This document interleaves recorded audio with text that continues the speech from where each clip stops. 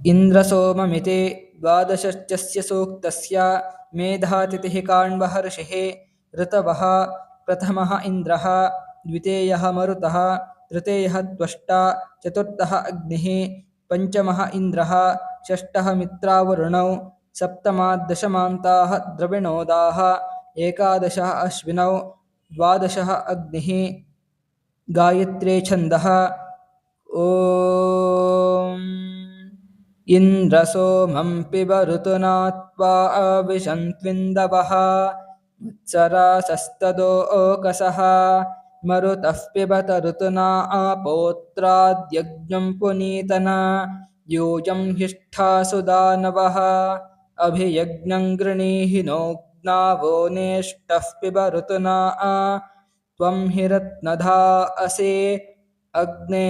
देवान् इहावः सादयायो निषुत्रिषो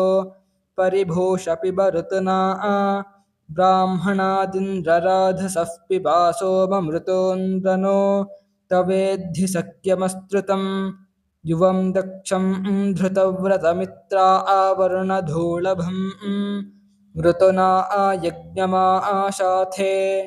द्रविणोदाद्रविणसोऽग्रावहस्तासो अध्वरे यज्ञेषु देवमीळते द्रविणोदा ददातु नो वसु नियानि शृण्विरे देवेषु तावनामहे द्रविणोदाः पिपीषति जुहोत प्रचतिष्ठता नेष्टादृतुभिरिष्यता यत्त्वा आतुरेयमृतुभिर्द्रविणोदो यजामहे अधस्मानो ददिर्भव अश्विना पिबतं मधुदीद्यग्निशुचिव्रता ऋतुना आयज्ञवाहसा गार्हपत्येन सन्त्य ऋतुना आयज्ञनीरसे देवान् देव यते यजा आत्वा वहन्त्विति नवर्च्यस्य सूक्तस्य मेधातिथिः काण्वहर्षिः इन्द्रो देवता गायत्री छन्दः ॐ आत्वा आवहन्तु हरयो वृषणं सोमपेतये इन्द्रत्वा सूरचक्षसः इमा धानाघृतस्नुवो हरे इहोपवक्षतः इन्द्रं सुखतमे रथे इन्द्रं प्रातर्हवामः इन्द्रं प्रयत्यध्वरे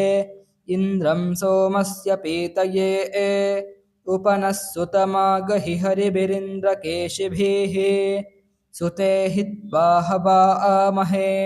सेमन्नस्तोममागह्युपेदं सवनं सुतं गौरो न तृषितः पिबा इमे सोमा आस इन्दवः सुतासो अधिबर्हिषे तान् इन्द्रसहसे पिबा अयन्ते स्तोमो अग्र्यो हृदि स्पृगस्तु शन्तमः अथा सोमं सुतं पिबा विश्वमित्सवनं सुतमिन्द्रो मदाय गच्छते रुद्रः सोमपेतये सेमन्नः काममापृणगोभिरश्वैष्यतक्रतो स्तवा आमत्वा स्वाध्याः